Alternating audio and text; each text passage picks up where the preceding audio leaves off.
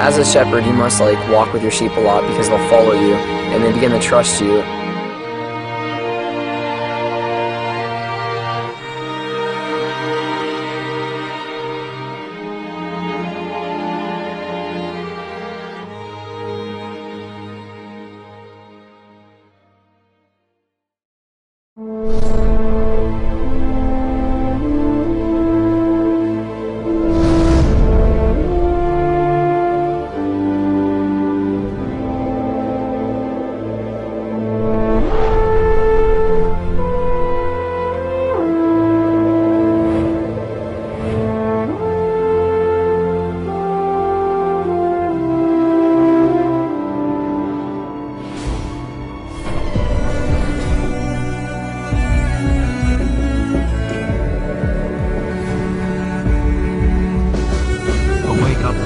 Presentation.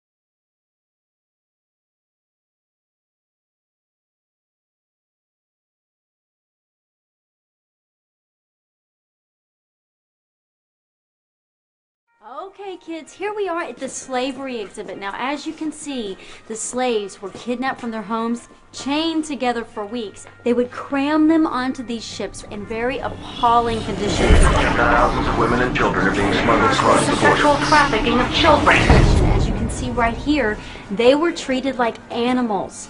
They worked all day long for no pay. In sweatshops raided by police, children forced into slave labor. Some of the slave masters were very cruel. They whipped them and they beat them, as you can see in some of these pictures. Well, brutal, even fatal. So, before moving on, are there any questions? Does this still happen today?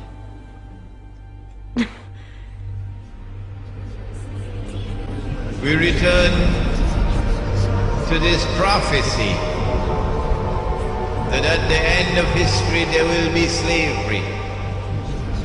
The greatest slavery of all is not the slavery which is behind us, but the slavery which is ahead of us. Can you tell which of these children was not born free? Can you tell which of these children was not born equal? Can you tell which of these children does not deserve to be treated with dignity?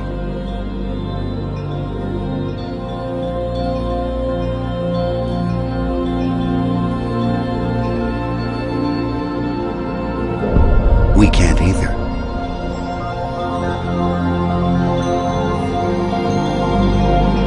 What they're doing. Let's bear in mind, we are all equal. If we are all equal, who has the right to make any demands upon you? Who has the right to do anything to command you, demand you, put orders on you? Who has the power? No one.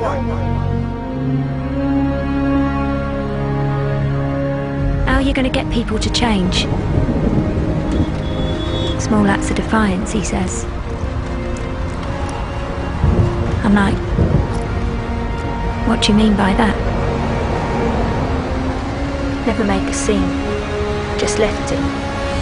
Said that I didn't want to be part of his revolution, that I didn't want to see him again. But he phones me, tells me he misses me and wants to see me. So I do. I see him again. I got him all wrong. Because what he's doing isn't bad. You have to look at the bigger picture. What's good for everyone. When you try to understand the world, one of the first things you'll see is that there are many structures of control that keep almost everyone in check and keep almost everyone repressed to some degree. And when people finally understand some of these structures of control, the first reaction is that they get very frustrated, and some people stay with that frustration for their entire lives. They just run around complaining about the system being fixed against them, and there's nothing anyone can do about it. Personal freedom is something that only you are responsible for. And if you ever stop working for it, you'll lose it. Let me tell you why you're here. You're here because you know something. What you know you can't explain, but you feel it. You felt it your entire life, that there's something wrong with the world. You don't know what it is, but it's there, like a splinter in your mind, driving you mad. It is this feeling that has brought you to me. Do you know what I'm talking about? The Matrix. Do you want to know what it is? The Matrix is everywhere. It is all around us. Even now, in this very room. You can see it when you look out your window or when you turn on your television. You can feel it when you go to work, when you go to church, when you pay your taxes. It is the world that has been pulled over your eyes to blind you from the truth. What truth? That you are a slave, Neo. Like everyone else, you were born into bondage, born into a prison that you cannot smell or taste or touch. A prison for your mind.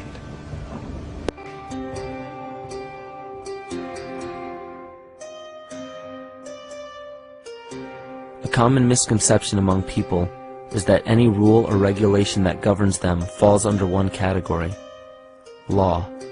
But there are many other forms of law that people abide by without realizing that they simply do not apply to them. Another misconception is that a nation's constitution gives us our rights. A constitution does nothing more than list the rights that we already have. We are born with inalienable rights, endowed to us by our Creator. They are not given to us, and they cannot be given away. The most a person can do with a right is choose whether to exercise it or not. Maritime admiralty law is what's known as the law of the water. It is superseded by civil law and only applies to those who willingly contract themselves into it. The definition of admiralty law is a body of private international law governing the relationships between private entities which operate vessels on the oceans. Let's look at how and why a form of law that is fashioned to govern corporations, businesses, and vessels has imposed its rule over natural human beings. This is all done through a form of word magic. A simple perversion of language has made it possible to convince people around the world that these alternative laws apply to them. One of the predominant beliefs in modern culture is that licenses, permits, registrations, and other forms of documentation are required to operate motor vehicles, use public roads, build structures and establishments, engage in free enterprise, and much more. Sadly, these beliefs are based on little to no investigation whatsoever, and are false. This belief structure is perpetuated by maritime admiralty law. This form of law was originally created to govern ships docking in foreign nations for the import or export of products and resources. It deals with banking and merchant affairs, not civil affairs. When a product is taken off of a ship and brought into a foreign land, that nation takes custody of the resource and accounts for it with a certificate. That certificate marks the birth date of that product in the custody of the respective nation. Think of why it is supposedly required to have a certificate of live birth in the first place. The Barron's Dictionary of Banking Terms defines a certificate as a paper establishing an ownership claim. So right there, we notice that everyone with a birth certificate is defined as being owned. People are used as collateral with other nations because the U.S. is bankrupt. The United States declared bankruptcy on March 9th of 1933. At this point, the U.S. began taking out loans from a private, non-government affiliated corporation called the Federal Reserve. With no money to pay back the loans, the United States began using the citizens as collateral. All birth and marriage certificates are literally warehouse receipts. Just look at the similarities of warehouse receipts and birth certificates. Both document the date of issue, a serial number, registration number or receipt number, a description of the product, and an authorized informant to notify the appropriate government agency. With all of this information being readily available, the majority of people are unaware of their involvement with maritime admiralty law. This is possible through the manipulation of language. This admiralty law changed the meaning of the word person from a natural living person to a corporation. Driver's licenses, vehicle registrations, auto insurance forms, building permits, gun permits, work permits, tax filing documents, birth and death certificates, traffic citations, and many other forms of documentation that were once believed to be absolutely necessary only apply to persons or corporations. Upon signing such a legal document, you are indirectly waiving your rights under the Constitution and lowering your status to that of a corporation that is created with the same exact name as you. The only way to reconcile your true name from the name of the corporation is to take notice that the corporation has its name in all capital letters. This is known as capitis diminutia maxima.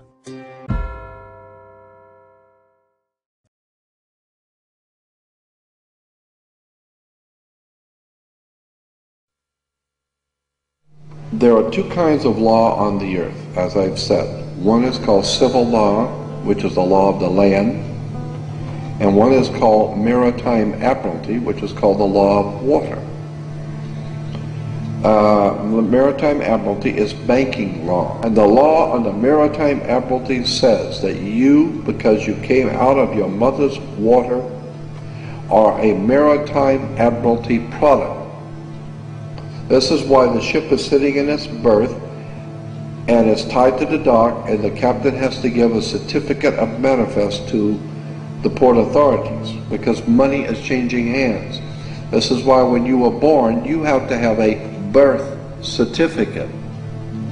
You are a maritime admiralty product, and therefore your birth certificate is signed by your mother, and where your mother signed on the birth certificate, get it, you will see it does not say parent or mother, it says informant. Your mother was informing the bank that she has just produced another product to be bought and sold. England, the British Crown, through international banking, owns your physical body, and that's the law. And if you could get your original birth certificate back, you would find that on the back of the birth certificate are all the banks around the world. All over the world, banks have used your birth certificate because you are a stock in a maritime admiralty banking scheme where you make money for banks. Consequently, the corporation and government and people who want to control you, they create a second you, and that second you that they control, that they created, is all capital letters. Check it out. Anytime you get a bill, get a lawsuit, you get a fine, ticket, somebody sends you a bill from the Department of Water and Power, check it out on your driver's license, on your Social Security card, on your insurance card, anything, period, anything having to do with business, your name will always be all capital letters, because only all capital letters can be dealt with by banks and government. Anytime you have a name upper or lowercase, that applies to you. I got no control of you. You sign a contract in which your name is in all capital letters, now I can take it to court.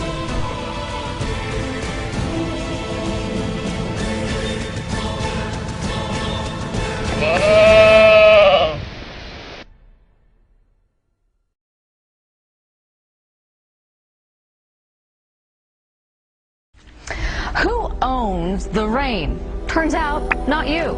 You're actually breaking the law if you try to capture rain falling onto your roof and pour it on your flower bed. A prominent Utah car dealer found that out when he tried to do something good for the environment. John Hollenhurst has the surprising story. Rebecca Nelson captures rainwater in a barrel and she pours it on her plants. We can fill up a barrel in one rainstorm, so it seems a waste to let it just fall into the gravel.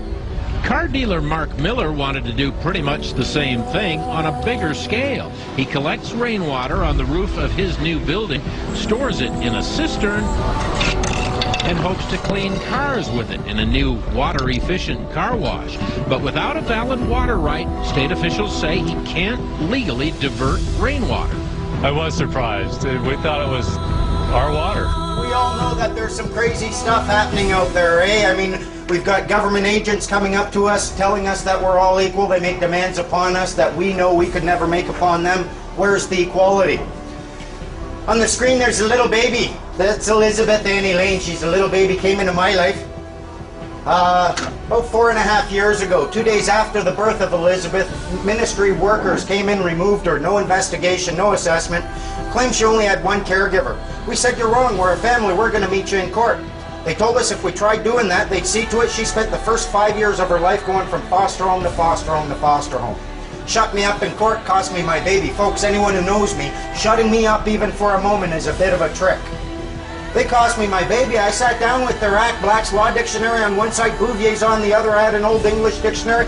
I looked up every single word in there. It took me 3 days and I finally saw it. Have you ever seen these laser pictures? You see nothing until you focus past it, and then a 3D picture pops into your head. Have you seen those? This is exactly what I saw when I did my statute deconstruction. I looked through and I suddenly saw what they were doing. This is their little trick. You are not obliged to register your children. If you do, it is at that point that you're creating a legal entity or a person. You are associating this person with your offspring. You are abandoning ownership or title to that person, and the government is seizing that under the laws of maritime salvage. It becomes their chattel property. They use it as collateral to float loans or to float bonds for loans. When they come to remove a child, they're not acting on the human being at all. They're removing the legal entity you created and abandoned and they now have title to. That's your person. That is what the government acts upon. A human being and a person are not the same thing. We've been led to believe that they are, but they're not. In Black's Law Dictionary, you'll find a definition of a person, and it says, a human being is not a person because he is a human being, but because rights and duties have been ascribed to him. Specifically, the person is that legal subject or substance of which the rights and duties are attributes. But not all human beings are persons, as was the case in Old England when there were slaves. Right now, the officer's going to take a look at my affidavit of truth. I've stated that I'm not driving, I'm traveling. Right there, for my own protection, I'm filming it. I'm wondering what he's going to do. He's reading my affidavit of truth right now. Yeah, so I'll get back to you. He's also stated that I'm under obligation to carry photo ID, which I'm obviously not. That's the officer right there, car 77.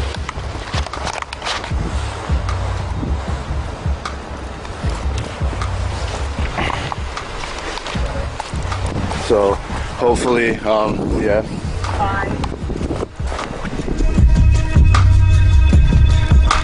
There we go, car 77. Officer did not state who he was. There's my dad.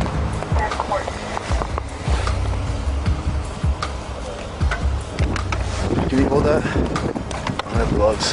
Here, you want them? Mine? Yeah.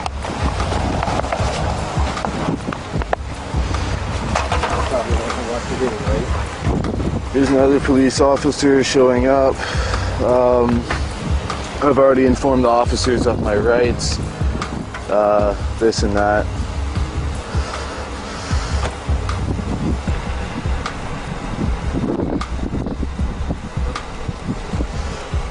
Cold. Officer, I just want to let you know I'm activating my fee schedule. It's the middle of winter. I am cold right now, and you're harassing me right now. So my fee schedule will be activated in 3 minutes. I suggest you contact a superior officer. Read that affidavit of truth. We're reading that right now, sir. We're trying to get... I know, I'm just freezing cold. Okay. I'm freezing cold, so... Okay.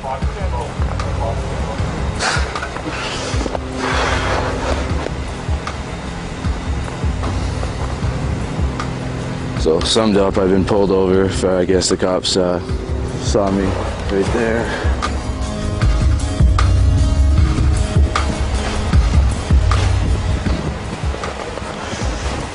I'm cold.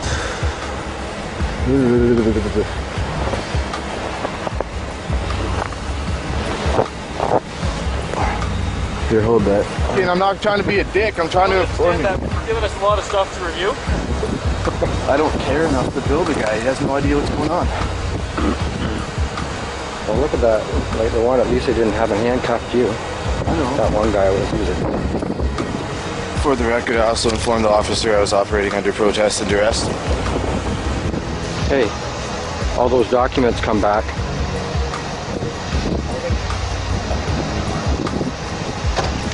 Hey, perfect. Here you go, Joshua.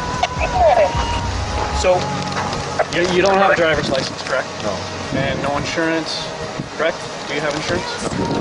I'm working on that right now, doing it through, it's not a registered motor vehicle, right? So it's not under you guys' jurisdiction. I'm not trying to cause trouble with nothing, but I am getting insurance on it, but it's through my society that I'm part of. Okay, perfect. So I don't, obviously, like, I only use it to travel around and get my girlfriend home from work and stuff like that. Okay. So well, once you go on to the highway, you need to have insurance. So take care of all the proper avenues that you need to take. And if I make a determination that charges are applicable.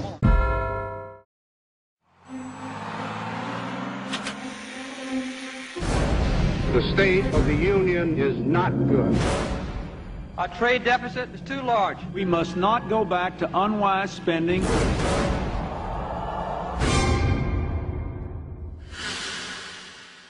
This is America.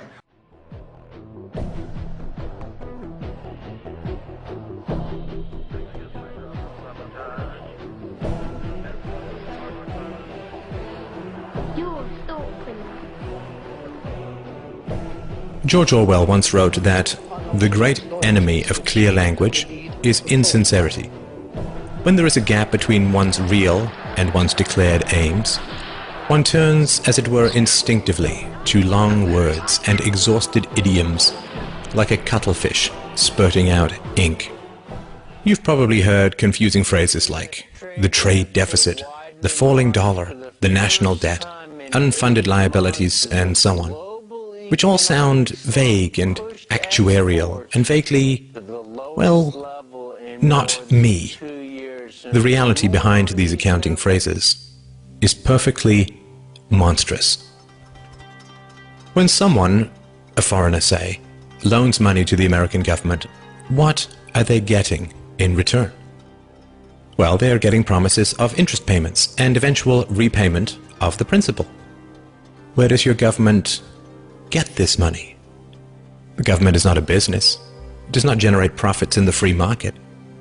So where does it get the money to repay its creditors? Are you beginning to understand that it is not dollars that are being sold, or bonds, or agency debt, or treasuries, or anything like that? Where is your government going to get the money to pay off its creditors? It's not pieces of paper, or contracts, or computer bits that are being sold.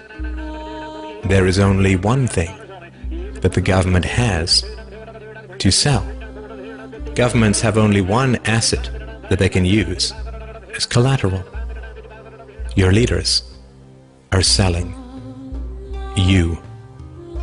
When China lends $800 billion to your government, what they get in return is a guarantee that $10,000 plus interest will be taken from your family at gunpoint and shipped overseas. When a farmer gets a loan from a bank, he uses his livestock as collateral. It is the milk and meat his cows will produce in the future that he will use to pay off his loan. The bank is buying a share in his cows. You are the livestock that your leaders use as collateral. The leaders that you cheer for and throw parades for and drop balloons behind and donate money to are selling you to Chinese rulers, to the Japanese, to the Nigerians, to South American drug lords with accounts in the Caribbean banking centers, to Russia, to Korea, to Egypt, to Colombia, to Chile, to the Philippines, to Malaysia, and anyone else who is willing to give them a few dollars in return for the blood, sweat, and toil of your future. The flag that you praise and the anthems that you sing and the rulers that you weep and kneel before have as much loyalty to you as a plantation owner had to his slaves. And sadly, plantation slaves had more pride than we do. Plantation slaves did not generally praise their masters for selling them off, for auctioning off the lives, hopes, dreams, and futures of their own little children. We can understand that cattle may lick the hand of the farmer who lowers an axe to its neck, because cattle are dumb beasts that cannot comprehend their real relationship with the farmer and his imminent plans for them. What is our excuse? When we chant, USA, USA, USA, when we cheer and bow and beg and scrape and sing and weep with joy that some new farmer now presides over the wholesale dismantling and sale of our family's futures, when we love with obsessive emptiness the leaders who laugh while they auction us off to every tin pot dictator and stockbroker the world over, what is our excuse? Has our pride been so broken that we lunge with pathetic joy at every new silver-tongued demagogue who pretends to care for us even a tiny little bit? In the future, our children will demand to know why we knelt and cheered as they were sold off on the auctioneer's block. This video, and my life's work, is my answer to my child. What's yours?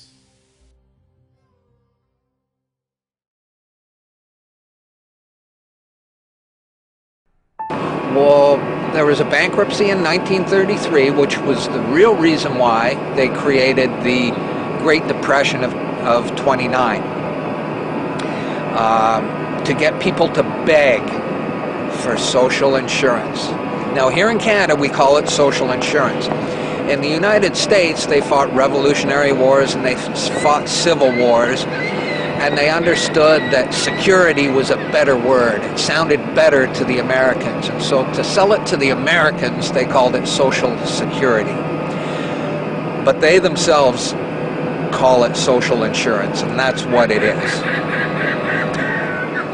Okay, so now having said that, I'll go back to this document, which you can get from the freedompool.org online. And this was a meeting. Okay, this is what House said. Very soon, every American will be required to register their biological property. That's the birth certificate. They will be required to register their biological property in a national system designed to keep track of the people and that will operate under the ancient system of pledging. By such methodology, we can compel people to submit to our agenda, which will affect our security as a chargeback for our fiat paper currency. Every American will be forced to register or suffer not being able to work and earn a living, the sin. They will be our chattel. That means slaves, means collateral. You're secured as collateral. They will be our chattel, and we will hold the security interest over them forever. By operation of the law merchant, under the scheme of secured transactions. Americans, by unknowingly or unwittingly delivering the bills of lading to us, will be rendered bankrupt and insolvent, forever to remain economic slaves through taxation, secured by their pledges, the birth certificate. They will be stripped of their rights and given a commercial value designed to make us profit, and they will be none the wiser. For not one man in a million could ever figure out our plans. And if by accident one or two would figure it out, we have in our arsenal plausible deniability. After all, this is the only logical way to fund government, by floating liens and debt to the registrants in the form of benefits and privileges.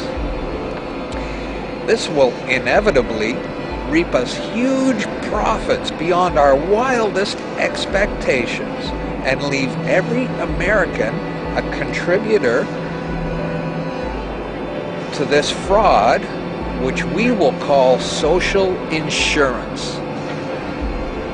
Without realizing it, every American will insure us for any loss we may incur in this manner.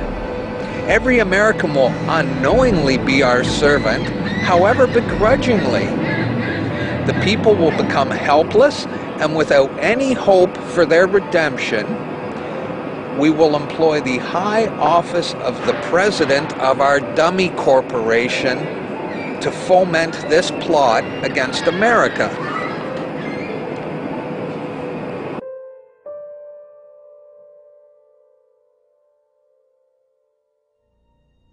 This is a certified true copy of my live statement of birth. You can get this by applying for it at the Registrar General. They'll give it to you. And it's very interesting because this is where it all began. This is the foundation document. All identification is generated from this document. And so if the foundation document is no good, anything that's made from it is no good. That means driver's licenses, health cards, everything. Now what they did here, this is exactly what he meant when he said, soon every American will be required to register their biological property. Now your parents didn't realize what they were doing when they filled this out, and these didn't exist before 1933. Birth records were recorded in scripture. And these only came into being in 1933 when they hatched this plan. They created a corporate fiction with a name just like yours. In doing this, they registered and monetized the spirit and soul of a living being. This denotes ownership. And when your parents were tricked into filling this out, they allowed your spirit and your soul to be monetized. And futures were sold on you. Spirit and soul. Now, this is my birth certificate. This is actually a share. See this red number? This A, I'm born in Canada, this is a Class A share. Now, this is called a CUSP number, and all securities require a CUSP number, and that's what this is. And you are held as collateral to secure the debt, which our government owes to international bankers.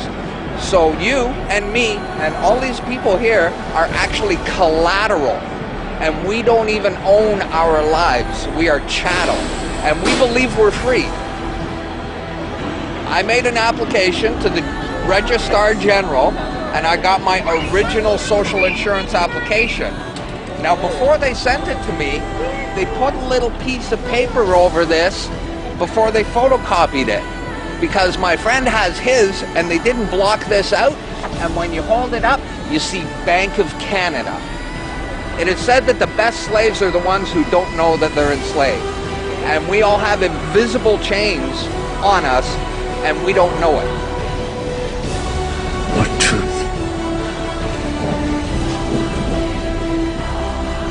That you are a slave here. Like everyone else, you were born into bondage, born into a prison that you cannot smell or taste or touch. A prison for your mind. We're talking about big bucks. We're not talking about hundreds of millions or even hundreds of billions now. We're talking about trillions of dollars. The obligation is immeasurable. Nobody can measure it. This door's wide open now. It's gonna happen, whether you like it or not. Do you notice that they have the same amount of ink on them? Do you notice that they're made out of the same virtually worthless stuff? It's paper. Did you get it? It's paper. When we create money, we have created an instrument of value that has no value of its own. And it's just as expensive or inexpensive to print the 20 as it is to print the 1.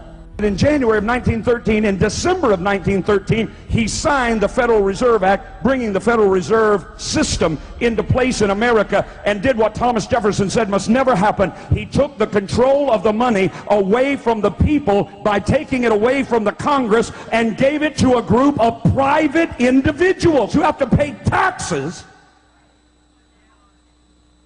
on the money they loan the government. The Matrix is one of the greatest metaphors ever. Machines invented to make human life easier end up enslaving humanity. This is the most common theme in dystopian science fiction. Why is this fear so universal, so compelling? Is it because we really believe that our toaster and our notebook will end up as our mechanical overlords? Of course not. This is not a future that we fear, but a past that we are already living. Supposedly, governments were invented to make human life easier and safer, but governments always end up enslaving humanity. That which we create to, quote, serve us, ends up ruling us. The US government, by and for the people, now imprisons millions, takes half the national income by force, overregulates, punishes, tortures, slaughters foreigners, invades countries, overthrows governments, imposes 700 imperialistic bases overseas, inflates the currency, and crushes future generations with massive debts. That which we create to serve us ends up ruling us. The problem with the state as servant thesis is that it is historically completely false, both empirically and logically. The idea that states were voluntarily invented by citizens to enhance their own security is utterly untrue. Before governments in tribal times, human beings could only produce what they consumed. There was no excess production of food or other resources. Thus there was no point owning slaves, because the slave could not produce any excess that could be stolen by the master. If a horse pulling a plow can only produce enough additional food to feed the horse, there's no point hunting, capturing, and breaking in a horse. However, when agricultural improvements allowed for the creation of excess crops, suddenly it became highly advantageous to own human beings. When cows began to provide excess milk and meat, owning cows became worthwhile. The earliest governments and empires were in fact a ruling class of slave hunters who understood that because human beings could produce more than they consumed, they were worth hunting, capturing, breaking in, and owning. The earliest Egyptian and Chinese empires were, in reality, human farms, where people were hunted, captured, domesticated, and owned like any other form of livestock. Due to technological and methodological improvements, the slaves produced enough excess that the labor involved in capturing and keeping them represented only a small subset of their total productivity. The ruling class, the farmers, kept a large portion of that excess while handing out gifts and payments to the brutalizing class, the police, slave hunters, and general sadists, and the propagandizing class, the priests, intellectuals, and artists.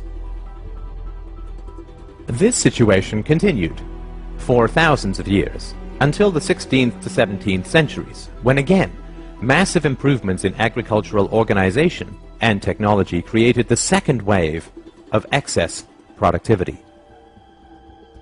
The enclosure movement reorganized and consolidated farmland, resulting in 5 to 10 times more crops, creating a new class of industrial workers displaced from the country and huddling in the new cities.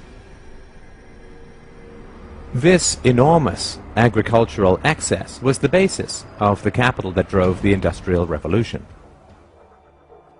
The Industrial Revolution did not arise because the ruling class wanted to free their serfs, but rather because they realized how additional, quote, liberties could make their livestock astoundingly more productive. When cows are placed in very confining stalls, they beat their heads against the walls, resulting in injuries and infections. Thus farmers now give them more room, not because they want to set their cows free, but rather because they want greater productivity and lower costs. The next stop after free range is not freedom.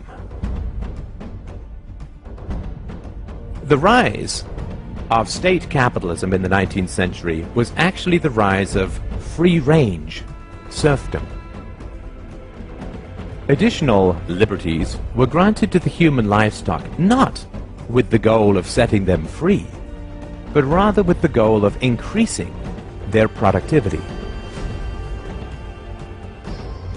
Of course, intellectuals, artists, and priests were, and are, well paid to conceal this reality.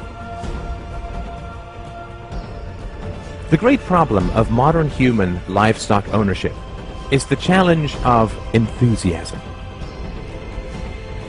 State capitalism only works when the entrepreneurial spirit drives creativity and productivity in the economy.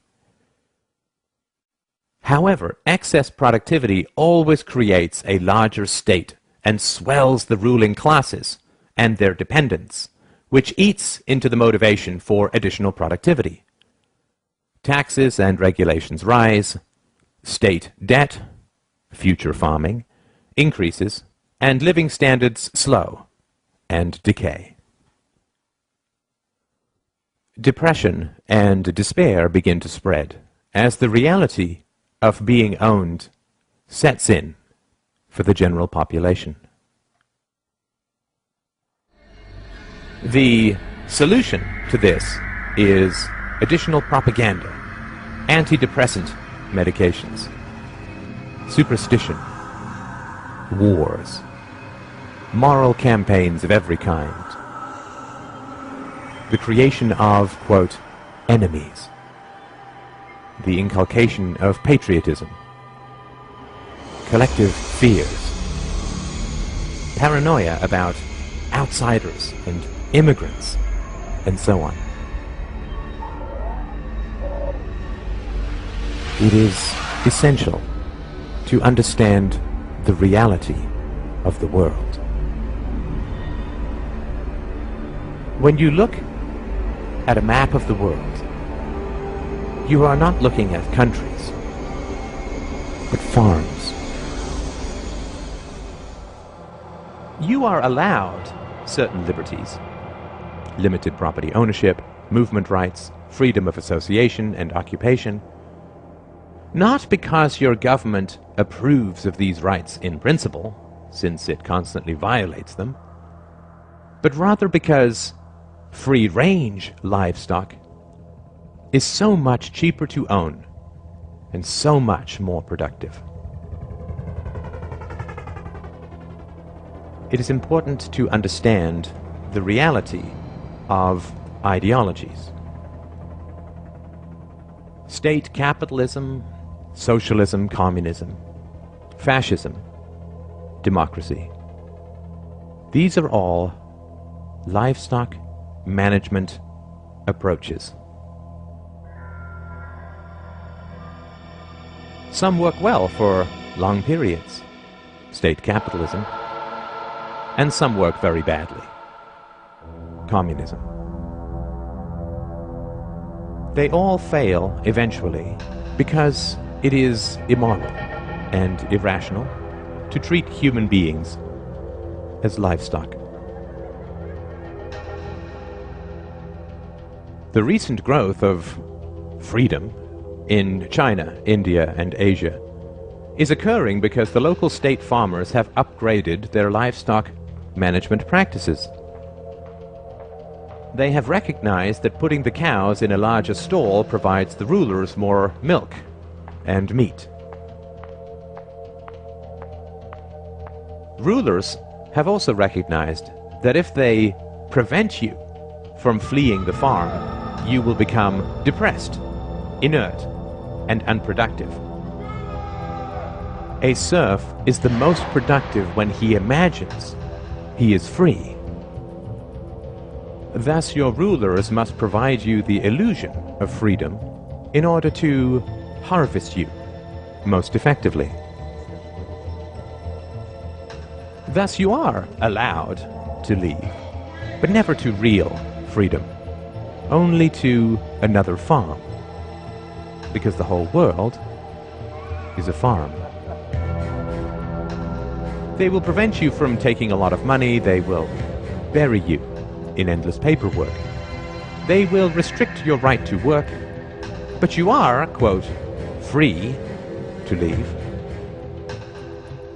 Due to these difficulties, very few people do leave, but the illusion of mobility is maintained.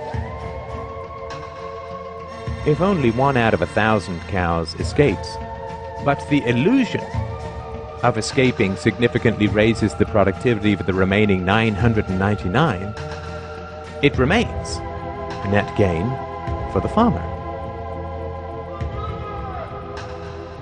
You are also kept on the farm through licensing. The most productive livestock are the professionals. So the rulers fit them with an electronic dog collar called a license, which only allows them to practice their trade on their own farm. To further create the illusion of freedom, in certain farms the livestock are allowed to choose between a few farmers that the investors present. At best, they are given minor choices in how they are managed. They are never given the choice to shut down the farm and be truly free. This is your last chance. After this, there is no turning back. You take the blue pill, the story ends. You wake up in your bed and believe whatever you want to believe. You take the red pill, you stay in Wonderland, and I show you how deep the rabbit hole goes. Remember, all I'm offering is the truth, nothing more.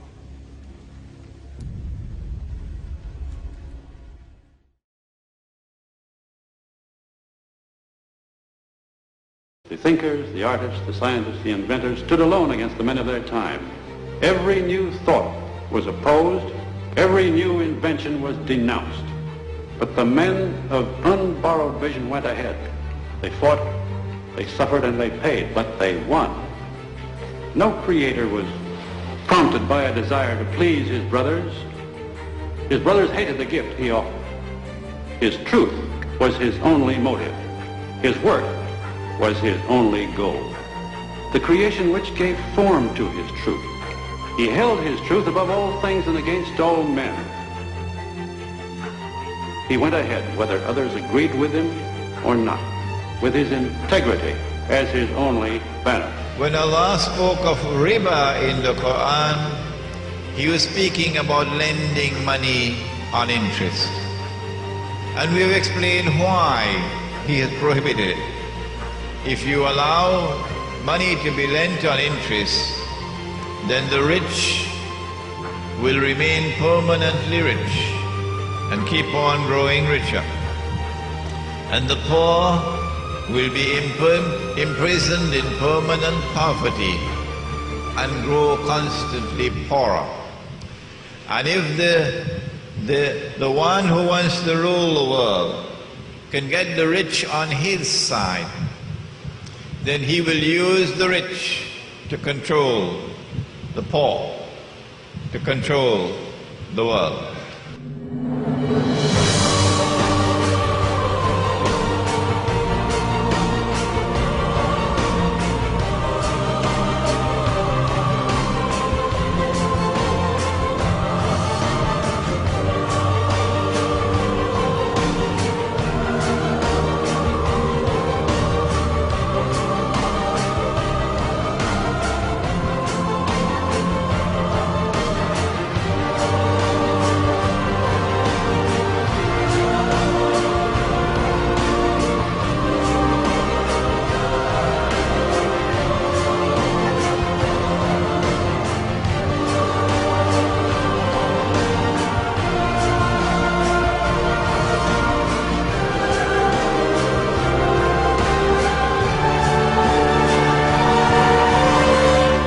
Remember Live Aid in 1985, that symbol of concern and generosity? Did you know that during that year, the hungriest countries in Africa gave twice as much money to us in the developed world as we gave to them? There was another famine last year. Perhaps you were one of those who took part in Red Nose Day. Did you know that before that day was over, the equivalent of all the money that Comic Relief had raised in Britain, about £12 million, had come back to the rich countries? For every day this amount is given by the poorest to the rich has interest payments on loans that most of them never asked for or knew existed. In other words, contrary to a myth long popular in the West, it's been the poor of the world who've financed the rich, not the other way round. Congress tells the Treasury Department the Fed will loan us $1 billion, print $1 billion in U.S. Treasury bonds. So for $1,000, they print $1 billion of bills, of bonds. Those bonds are given to the Federal Reserve, $1 billion. Now the Federal Reserve in bonds plus interest.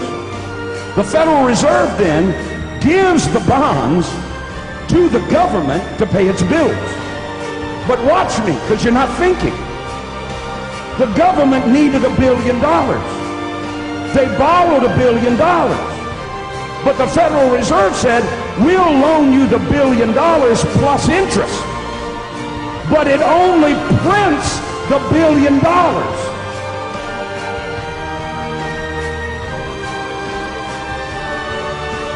So the interest payments are never created and put into the system. So how is the government ever going to pay them back?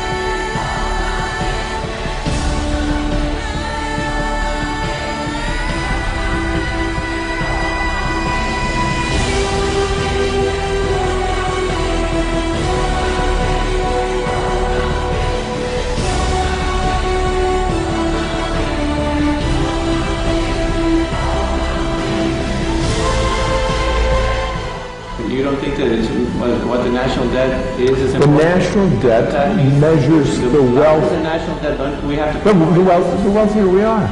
The larger the National debt, it's an indication of the wealth of the country, you're right. So the more you owe, the more you're worth? I'll say it slowly, okay? That here... Can you explain to the viewers and... No, look, Jan, come on, get real. Jan, get real. I can't explain... If you shut up... Jan, I think this interview's come to an end. Someday, when you shut up and you want to talk about something, let's talk about this. Thank you. No, stop. We're done. Get out of here. Let's just change the subject. We don't talk about something else. Listen, you get the fuck out of here. I'll throw you out the window. Out.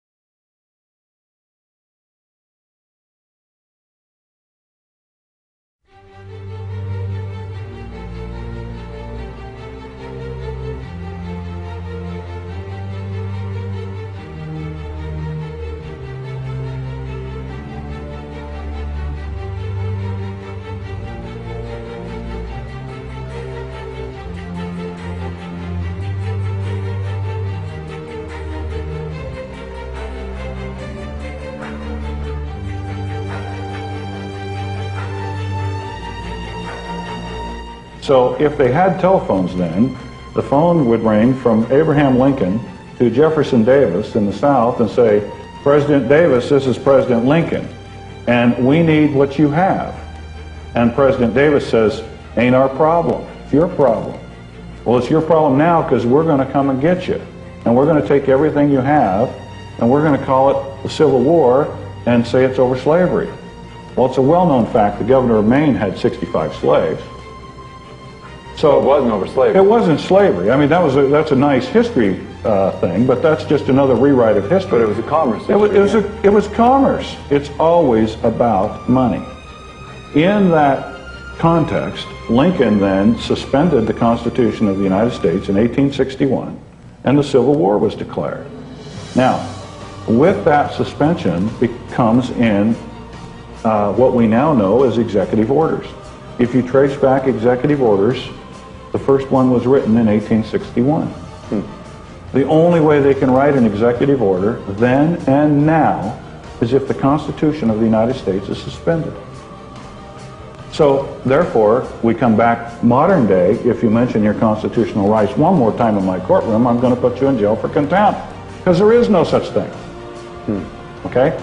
So now we need a new pledge. Lincoln, to his credit, figured it out, I believe, before the end of his term. And that's why he was killed. First thing he did was print greenbacks. And he was going to repudiate the debt and issue currency of the United States with no interest. Okay, that was his reorganization. Yeah. That was his reorganization plan. Okay, a bullet got in the way of that. Interestingly, 100 years later, another president tried the same thing, and he got killed too. His name was Kennedy.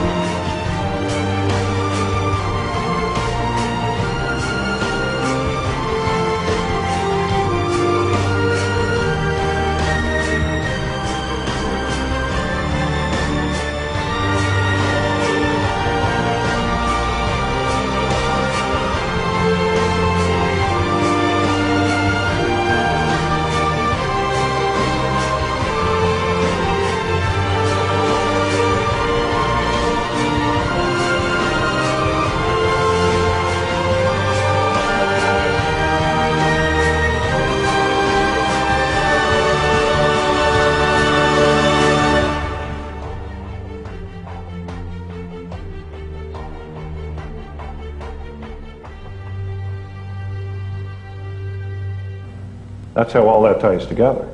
Kennedy printed U.S. notes, and he was going to issue those. Lyndon Johnson's first executive order was to rescind that order that Kennedy had written to issue U.S. notes. Now, if you go then to 1860 and 61, we got to make a new pledge. We pledge all the assets of the South. And in that comes the ratification of the 14th Amendment. In 1871, there's a government called, a corporation called the Government of the District of Columbia, February 19th, 1871. In 1878, the name of that corporation is changed to the United States.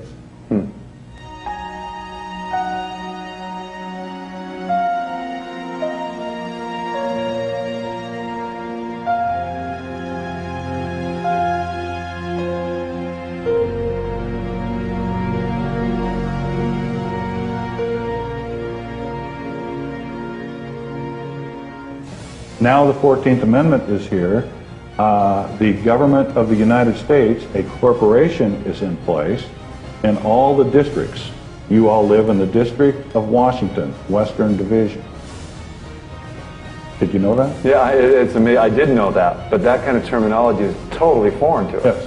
Yes, yes. We don't think anything of it, but you have to look at Washington, District of Columbia. Okay? Mm-hmm. What is Columbia? What is that? Anyway, to get back to our bankruptcy story. Yeah, that is a good question. What is that? They pledge all the assets of the South. All the gold, all the agriculture, everything. The South was paid for. They had everything. The North was bankrupt because that was where all the industry was. There was nobody, it was cold, there's no money, the bankers are squeezing them. So you go into bankruptcy again, you pledge all the assets of the South, and now you jump forward to September 17th, 1929. 45 days before October 29th, 1929. When everybody knows what happens then, the stock market crashes. Roosevelt gets elected in 1932, and the first thing he does for the first approximately 100 days is rewrite everything in this country.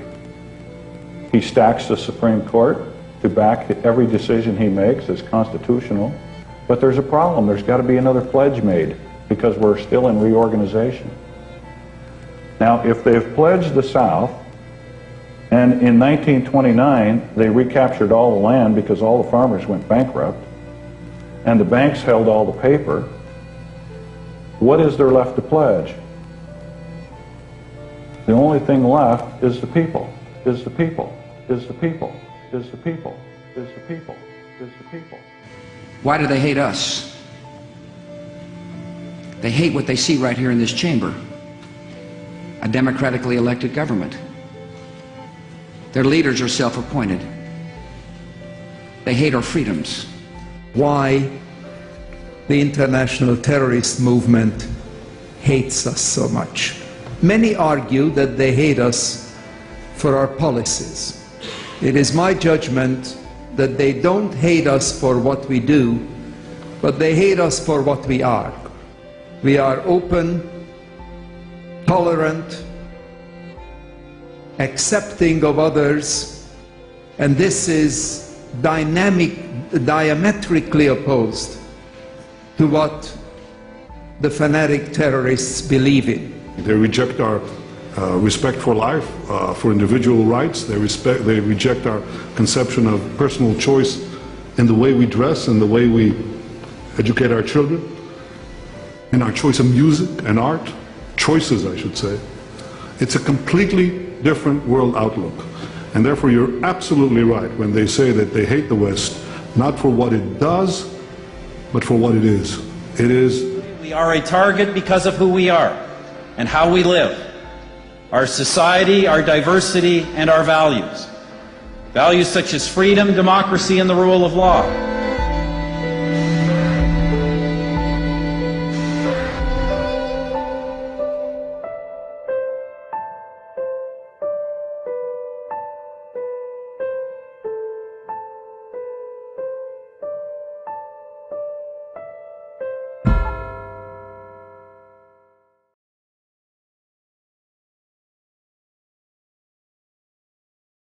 We are now located at that moment in time when one ruling state is about to give way to another. That the state of Israel is about to replace the United States as the ruling state in the world.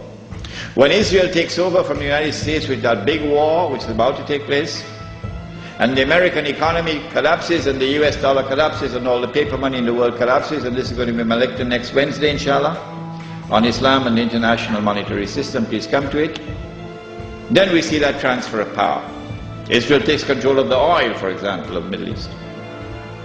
When Israel becomes the ruling state in the world, then the Jews will say, the golden age has come again. The prophecy is being fulfilled. But they're being deceived in the grandest and most magnificent deception mankind has ever witnessed. No, this is not the golden age. You've been deceived by Al-Masih ad-Dajjal.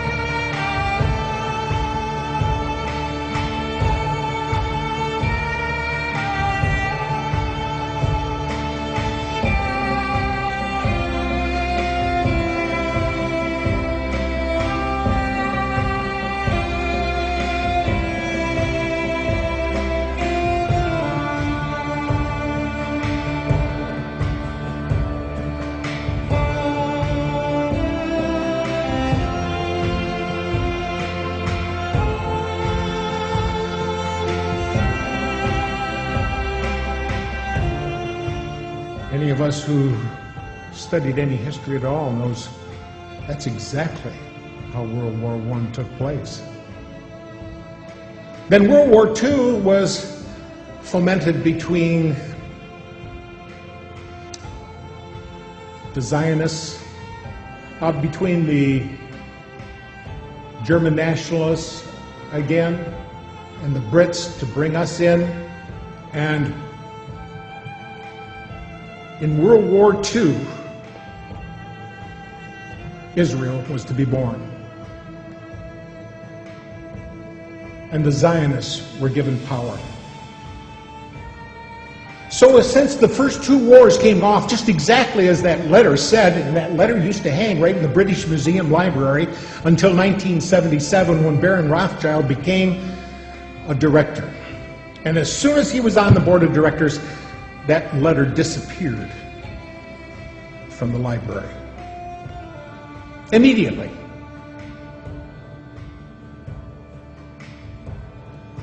But since that letter so clearly delineated the first two world wars, I think we have to look at it seriously and take it to heart when it says in there so clearly that the Third World War will be fomented between the Zionists and Islam.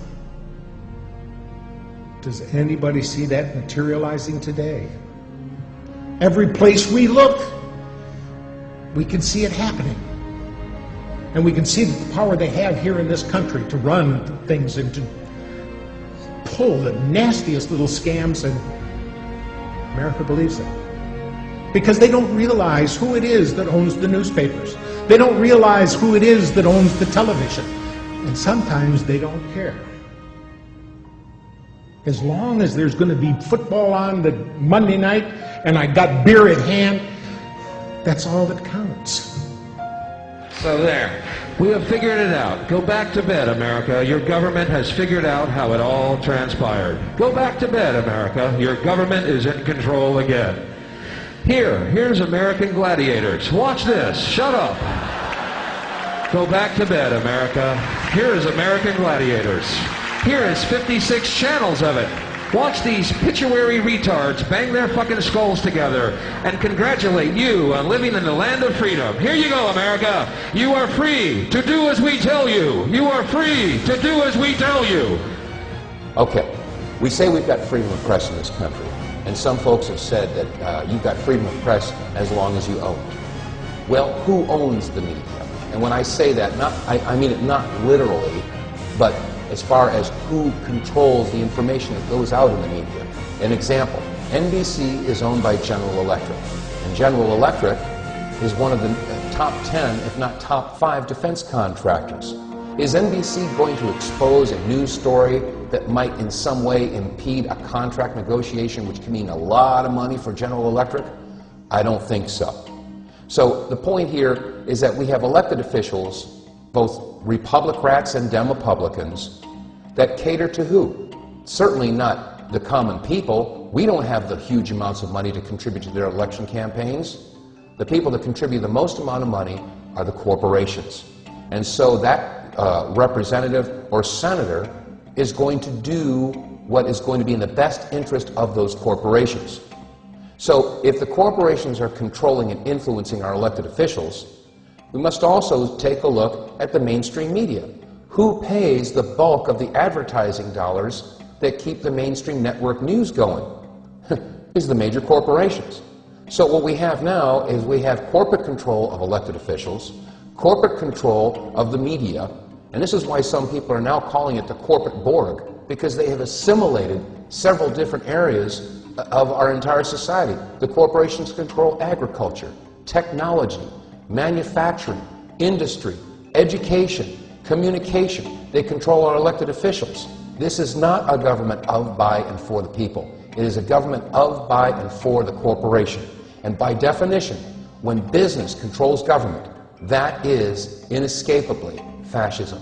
And then if the global currency crisis unfolds, then inevitably you get, I guess, an alignment under a global world government, a new global currency, and a new world order. So we may be moving towards that.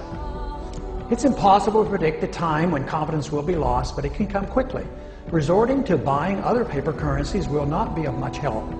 When the dollar crashes, most likely the purchasing power of all currencies, since all currencies hold dollars as a reserve, will go down as well.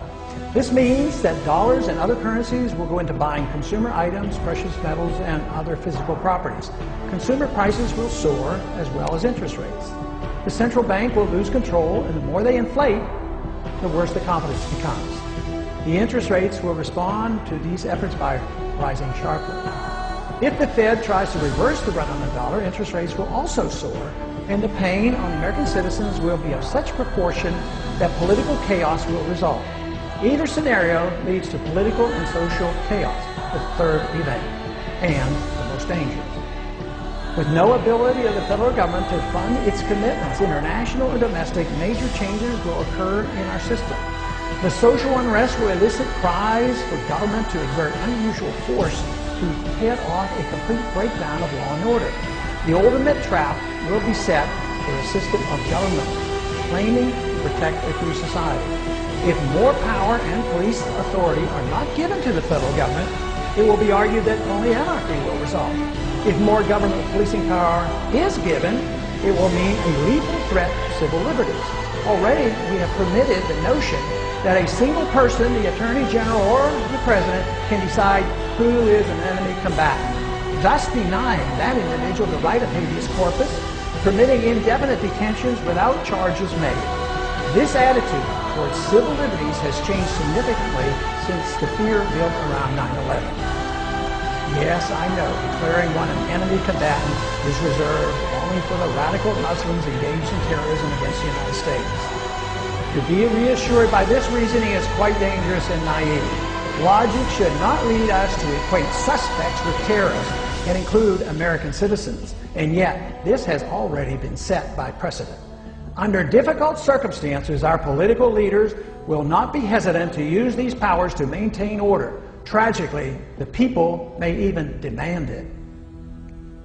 We are rapidly moving toward a dangerous time in our history. Society as we know it is vulnerable to political and social unrest. This impending crisis comes as a consequence of our flawed foreign and domestic economic policies, a silly notion about money, ignorance about central banking, and ignoring the onerous power and mischief of out-of-control intelligence agencies. Our unsustainable welfare state and a willingness to sacrifice privacy and civil liberties in an attempt to achieve safety and security from an inept government. Dangerous times indeed. What can be done about it? Must we wait for the inevitable and expect to restore our liberties in a street fight against the overwhelming power of the state? Not a good option. The only way that we can prevent blood from running in the streets is to offer a better idea of the proper role of government in a society that desires first and foremost liberty, liberty, liberty, liberty, liberty, liberty.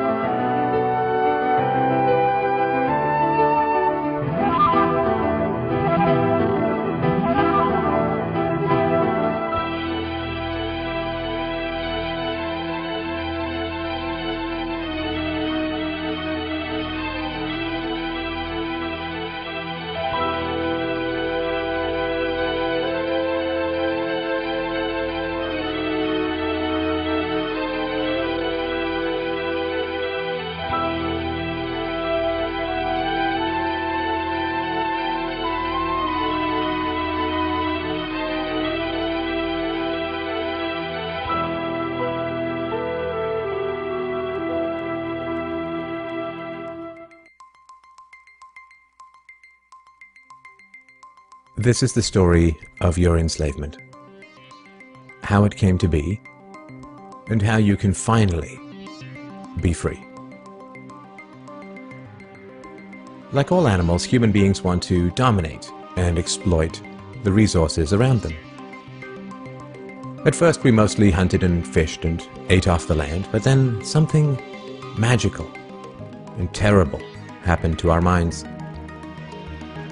We became, alone among the animals, afraid of death and of future loss. And this was the start of a great tragedy and an even greater possibility. You see, when we become afraid of death, of injury and imprisonment, we become controllable and so valuable in a way that no other resource could ever be. The greatest resource for any human being to control is not natural resources or tools or animals or land, but other human beings. You can frighten an animal because animals are afraid of pain in the moment, but you cannot frighten an animal with a loss of liberty, with torture or imprisonment in the future, because animals have very little sense of tomorrow. You cannot threaten a cow with torture or a sheep with death. You cannot swing a sword at a tree and scream at it to produce more fruit, or hold a burning torch to a field and demand more wheat. You cannot get more eggs by threatening a hen, but you can get a man to give you his eggs by threatening him. This human farming has been the most profitable and destructive occupation throughout history, and it is now reaching its destructive climax. Human society cannot be rationally understood until it is seen for what it is: a series of farms where human farmers own human livestock. Some people get confused because governments provide healthcare and water and education and roads, and thus imagine that there is some benevolence at work. Nothing could be further from the reality. Farmers provide healthcare and irrigation and training to their livestock. Some people get confused because we are allowed certain liberties and thus imagine that our governments protect our freedoms. But farmers plant their crops a certain distance apart to increase their yields, and will allow certain animals larger stalls or fields if it means they will produce more meat and milk. In your country, your tax farm, your farmer grants you certain freedoms, not because he cares about your liberties, but because he wants to increase his profits. Are you beginning to see the nature of the cage you were born into? There have been 4 major phases of human farming. The first phase in ancient Egypt was direct and brutal human compulsion. Human bodies were controlled, but the creative productivity of the human mind remained beyond the reach of the whip and the brand and the shackles. Slaves remained woefully underproductive and required enormous resources to control. The second phase was the Roman model, wherein slaves were granted some capacity for freedom, ingenuity, and creativity, which raised their productivity.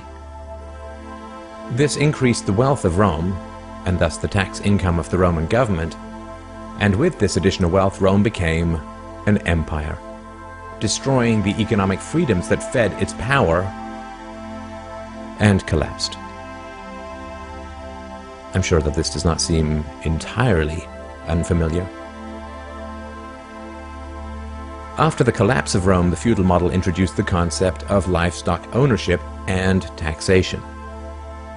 Instead of being directly owned, peasants farmed land that they could retain as long as they paid off the local warlords. This model eventually broke down due to the continual subdivision of productive land and was destroyed during the enclosure movement when land was consolidated and hundreds of thousands of peasants were kicked off their ancestral lands because new farming techniques made larger farms more productive with fewer people. The increased productivity of the later Middle Ages created the excess food required for the expansion of towns and cities, which in turn gave rise to the modern democratic model of human ownership. As displaced peasants flooded into the cities, a huge stock of cheap human capital became available to the rising industrialists. And the ruling class of human farmers quickly realized that they could make more money by letting their livestock choose their own occupations. Under the democratic model, direct slave ownership has been replaced by the mafia model. The mafia rarely owns businesses directly, but rather sends thugs around once a month to steal from the business owners.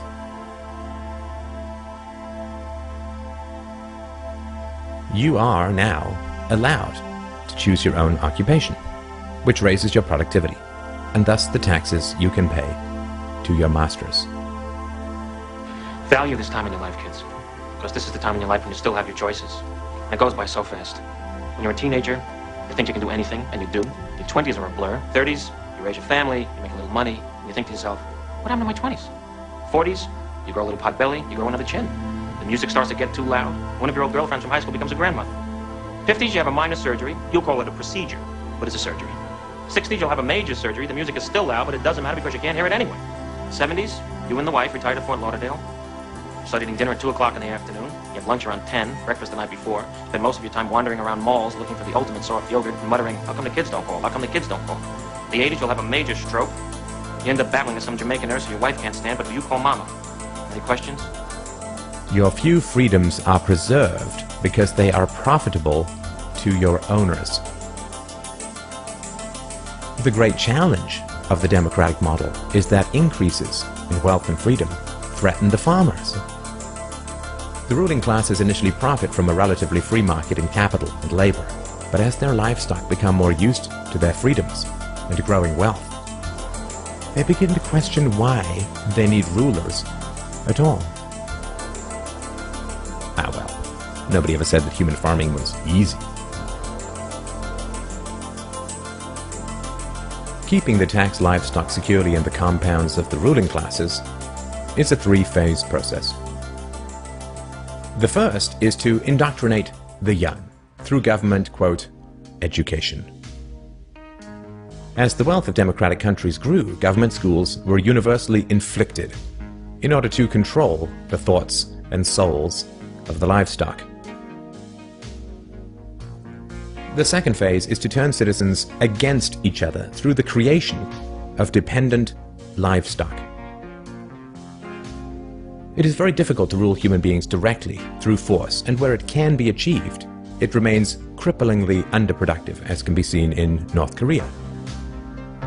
Human beings do not breed well or produce efficiently in direct captivity. But if human beings believe that they are free, then they will produce much more for their farmers.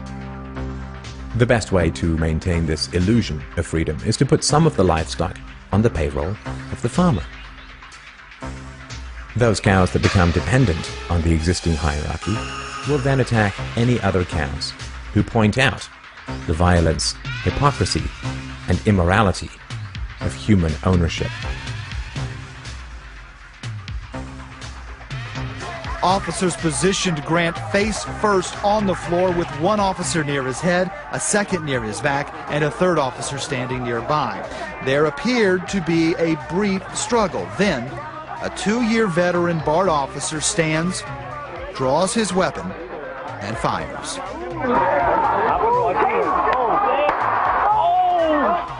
Freedom is slavery, and slavery is freedom. If you can get the cows to attack each other, whenever anybody brings up the reality of their situation, then you don't have to spend nearly as much controlling them directly. Those cows who become dependent upon the stolen largesse of the farmer will violently oppose any questioning of the virtue of human ownership. And the intellectual and artistic classes, always and forever dependent upon the farmers, will say to anyone who demands freedom from ownership, "You will harm your fellow cows." The livestock are thus kept enclosed by shifting the moral responsibility for the destructiveness of the violent system to those who demand real freedom. The third phase is to invent continual external threats so that the frightened livestock cling to the protection of the farmers. This system of human farming is now nearing its end. The terrible tragedies of modern Western economic systems has occurred not in spite of, but because of past economic freedoms. The massive increases in Western wealth throughout the 19th century resulted from economic freedoms. And it was this very increase in wealth that fed the size and power of the state. Whenever the livestock become exponentially more productive, you get a corresponding increase in the number of farmers and their dependents. The growth of the state is always proportional to the preceding economic freedoms. Economic freedoms create wealth, and the wealth attracts more thieves and political parasites, whose greed then destroys the economic freedoms. In other words, freedom metastasizes the cancer of the state. The government that starts off the smallest will always end up the largest. This is why there can be no viable and sustainable alternative to a truly free and peaceful society. A society without political rulers, without human ownership, without the violence of taxation and statism. To be truly free is both very easy and very hard. We avoid the horror of our enslavement because it is so painful to see it directly. We dance around the endless violence of our dying system because we fear the attacks of our fellow livestock. But we can only be kept in the cages we refuse to see. Wake up. To see the farm is to leave it. Let me show in a parable to what extent our nature is enlightened or unenlightened. Envision human figures living in an underground cave with a long entrance across the whole width of the cave. Here they have been from their childhood and have their legs and necks chained so that they cannot move and can only see before them, being prevented by the chains from turning their heads around. Above and behind them, a fire is blazing at a distance. They see only their own shadows, which the fire throws on the opposite wall of the cave. For how could they see anything but the shadows if they were never allowed to move their heads?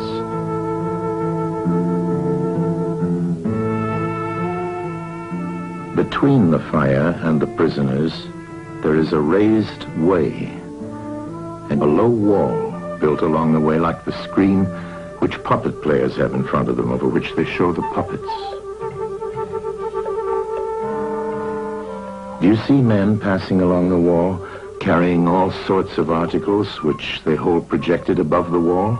Statues of men and animals made of wood and stone and various materials?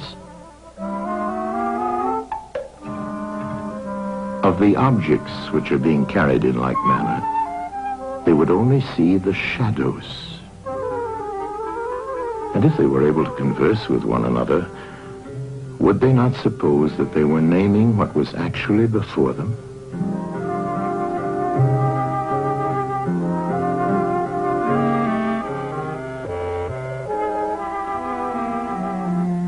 And suppose further that there was an echo which came from the wall.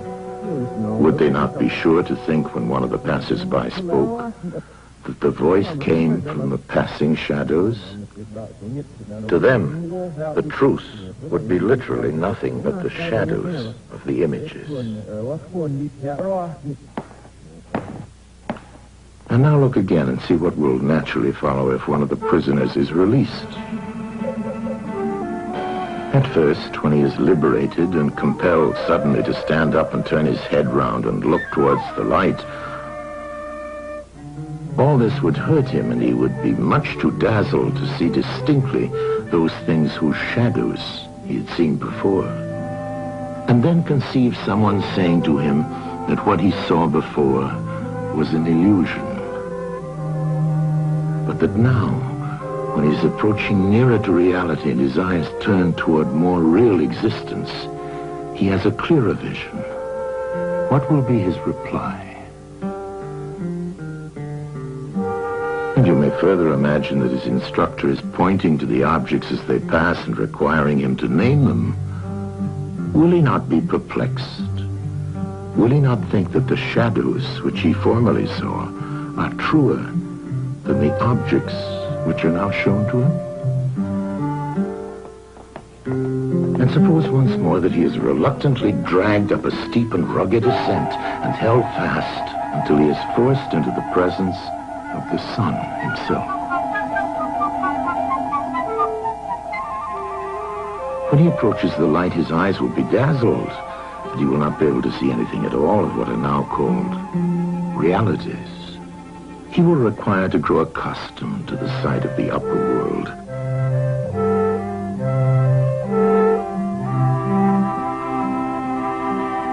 And first he will see the shadows best. Next, the reflections of objects in the water, and then the objects themselves. Then he will gaze upon the stars and the spangled heavens and the light of the moon. He will see the sky and the stars by night. Last of all, he will be able to see the sun, and not mere reflections of it in the water, but he will see the sun in its own proper place and not in another. And he will contemplate the sun as it is.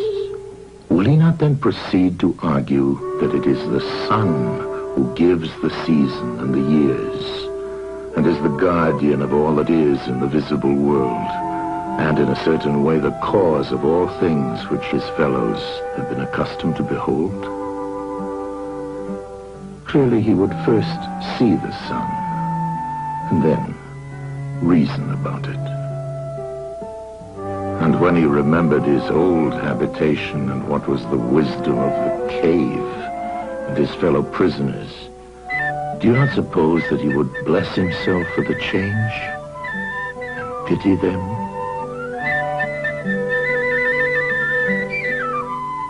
And if they were in the habit of conferring honors among themselves on those who were the quickest to observe the passing shadows, and to remark which of them went before and which followed after, and which were together, and who were therefore best able to draw conclusions as to the future, do you think that he would care for such honors and glories, or envy the possessors of them? Would he not say with Homer, "Better to be the poor servant of a poor master, and to endure anything rather than think as they do and live after their manner"? Imagine once more such a one coming suddenly out of the sun to be replaced in his old situation. Would he not be certain to have his eyes full of darkness?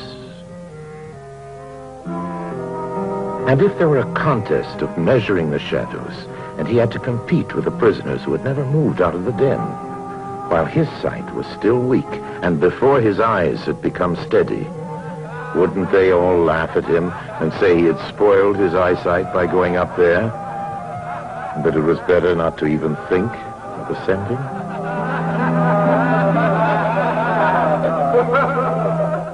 And if anyone tried to release another, and lead him up to the light. Let them only catch the offender, and they would put him to death.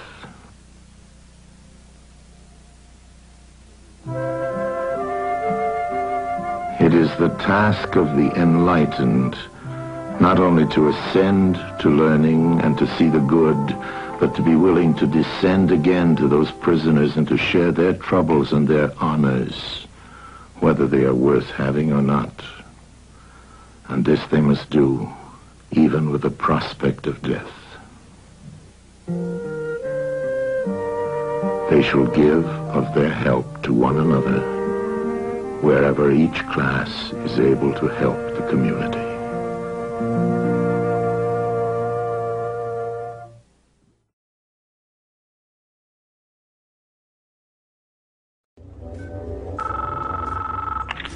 I know you're out there.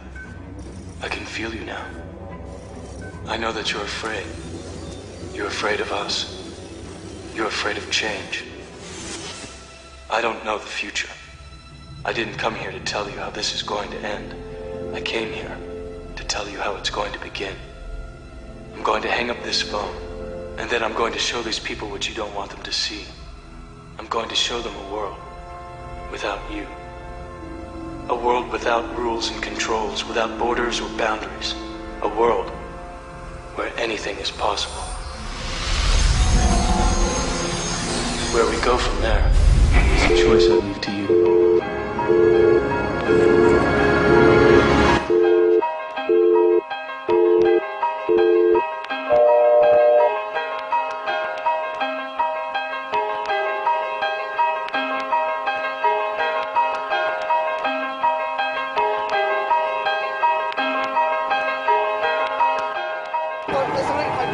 My paperwork? Yeah, what you got there? It's just a sign, it's sign I show you.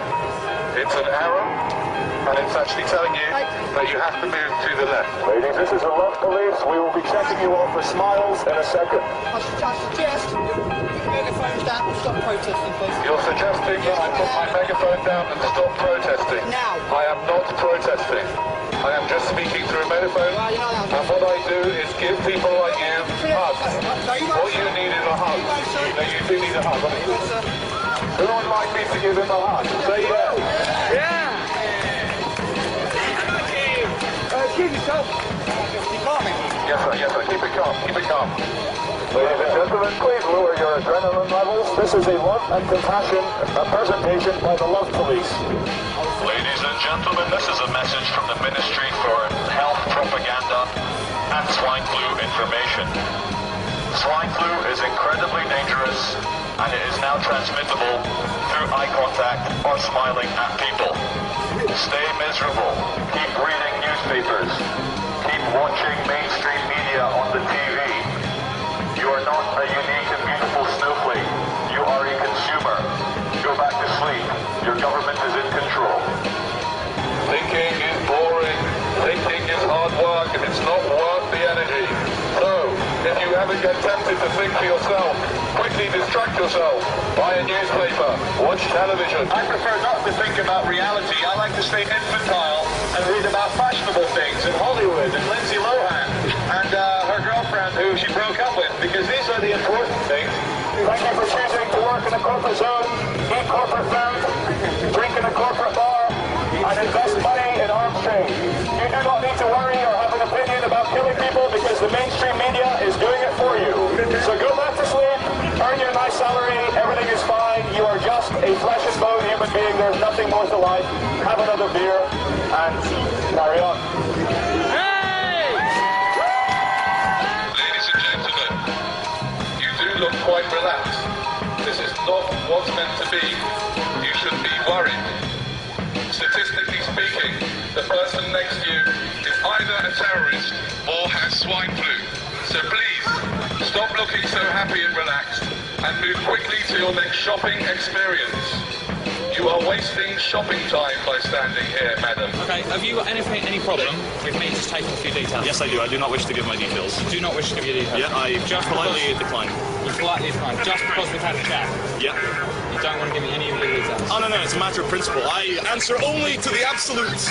You enjoy I would say making a nuisance of yourself. But what the truth is, to speak out against lies and murder, it fills me with joy. It makes me feel closer to my fellow man. The fact that someone has a bit of sanity to come out here and just cut through the BS, it just makes me feel really alive to have no fear, to be full of love, to spread my message, which I believe is a message of good. You are not divine beings. What you are consumers. Please, consume, consume, consume until we have no planet left to consume. What you need to do is buy things that you don't need. That's the best way to support the economy. Smiling is bad for the economy. Please do not smile, sir. Wipe that off your face. We feel that in the very near future, the state, as in the government and the private banks which run the state, are going to ask you guys, normal human beings who are normal family people outside the uniform, to control us. They're going to use slaves to control other slaves, because we're all slaves in the livestock management program. Ladies and gentlemen, this is a lesson in absolute reality. What we have here is a group of people giving you an alternate message, and very quickly, Agent Smith and Agent Smith from the Matrix have decided to turn up in nice fluorescent jackets and question what we are doing. They were questioning how long we wish to be here, who is in charge, and what our purpose is. Until we break the law, they have no authority over us, nor you. You are free. You are born free. You will die free. And there's no police authority in this world. Power to the people. Swine flu is an illusion. Terrorism is an illusion. If you are not scared, you will not contract swine flu. You are not swine. You are divine human beings. No, we're not going to get in the van. You're not going to kidnap us. No, we're not going to get in the van. We've not broken... No, I'm not going to go into it. This is nothing personal, and I'm going to show you how much this is nothing personal.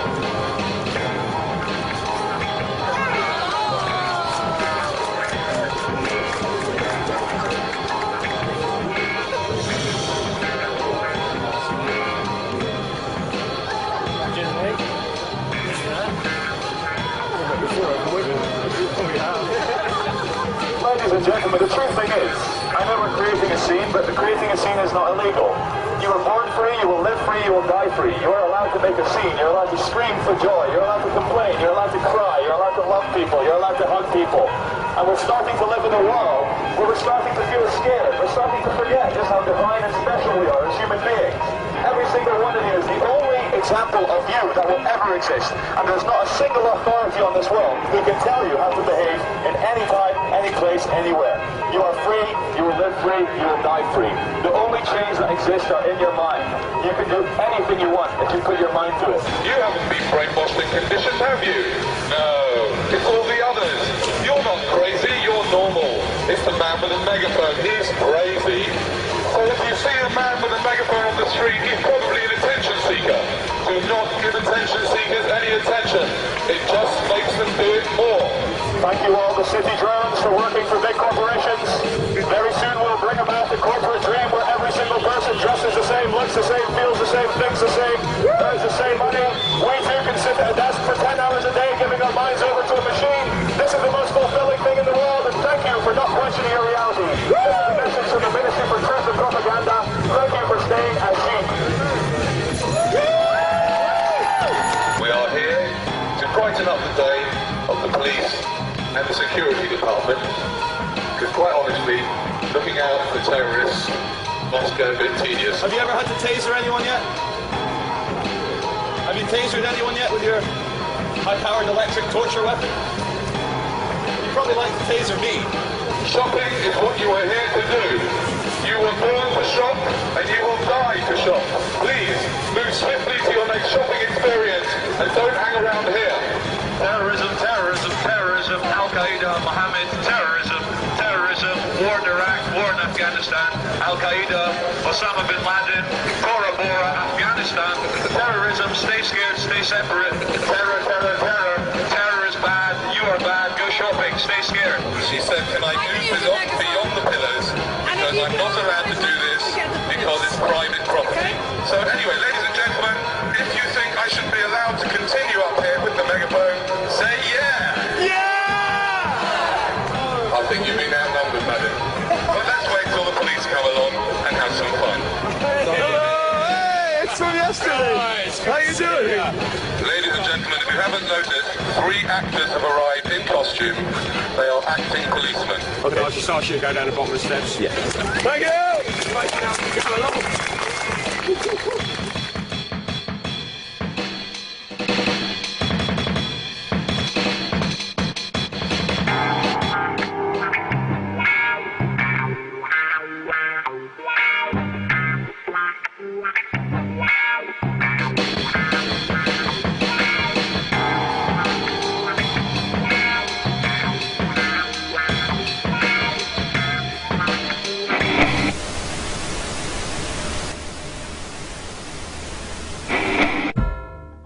The idea that democracy and some sort of social contract justifies the brutal exercise of violent power over billions is patently ridiculous.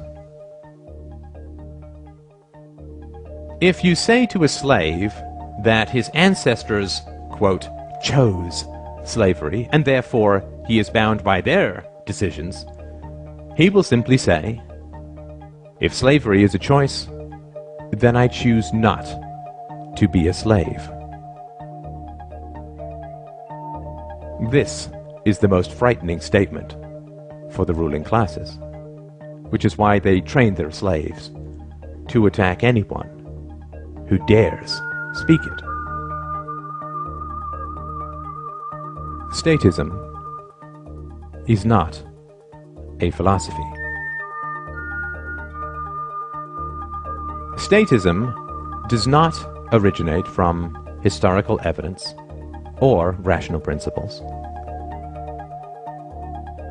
Statism is an ex post facto justification for human ownership.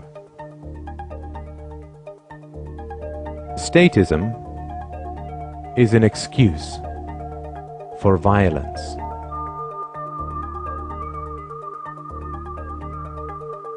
Statism is an ideology, and all ideologies are variations on human livestock management practices. A religion is pimped out superstition, designed to drug children with fears that they will endlessly pay to have, quote, alleviated. Nationalism is pimped out bigotry, designed to provoke a Stockholm syndrome in the livestock. The opposite of superstition is not another superstition, but the truth. The opposite of ideology is not a different ideology, but clear evidence and rational principles. The opposite of superstition and ideology, of statism, is philosophy. Reason and courage will set us free. You do not have to be livestock. Take the red pill. Wake up.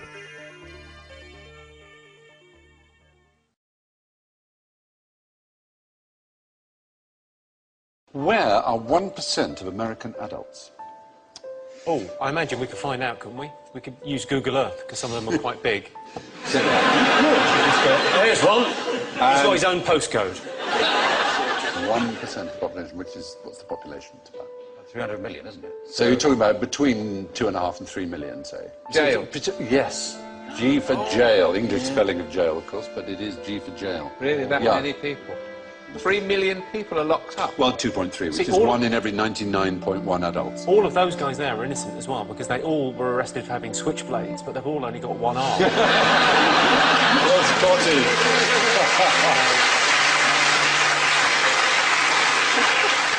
proportionally, the Americans prison more than twice as many as South Africans, more than 3 times as many as the Iranians, more than 6 times as many as the Chinese. No society in history has imprisoned more of its citizens than the United States of America. We're doing pretty well, though, don't we? We sort of top the European League. We're ahead of China, Turkey, and India. Yes. Yeah, with 148 prisoners per 100,000.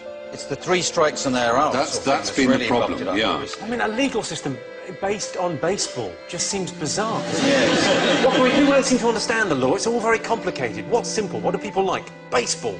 Right then. Here's the rule. 3 strikes and you're out. Yeah. Mental. What it means is if the first 2 strikes, the first 2 crimes you're convicted of are serious enough, the third one, no matter how trivial, will get a life sentence, 25 years or more. So, for example, Leandro Andrade is serving 2 consecutive 25-year terms for shoplifting 9 videotapes. He took 9? Yes. Kevin Webber, 26 years for stealing 4 chocolate chip cookies. It's astonishing. Well, it's really stupid, isn't it? Because you know you're on this sort of deal. Yes.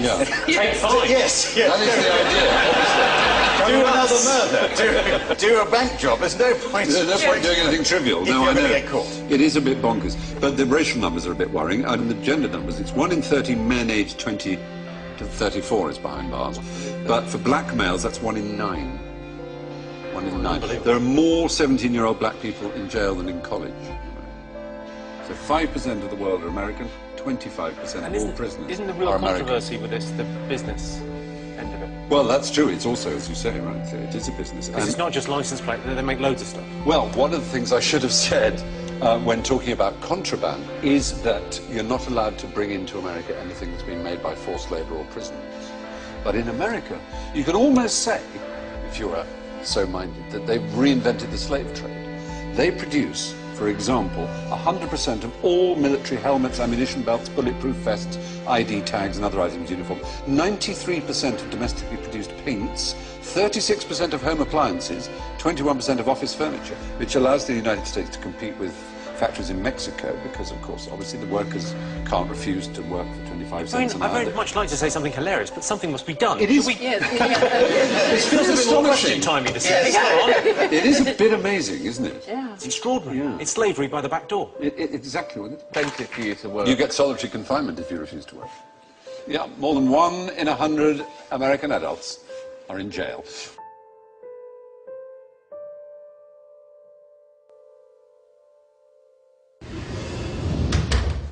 Have you heard this idea about the Robin Hood banker's tax? Yes. It's a sweet little idea, taxing the banks to help the poor, but I don't think it'll work. It's very complicated and would be very tough on the banking sector. Which has just been given billions of pounds of taxpayers' money to keep it going. Well, yeah, of course. And is still paying itself billions of pounds in bonuses. Yes. So the tax is a charge on all bank transactions that don't include members of the public. Bonds, derivatives, currency, speculative stuff. Is that right? Yeah, something like that. Very complex. So the bankers would give how much from each deal they do? 25%? Well, no, not that much. 10%? No. 5%? No, not 5. More or less? Slightly less. What, 1%? Not quite. Half of 1%? No.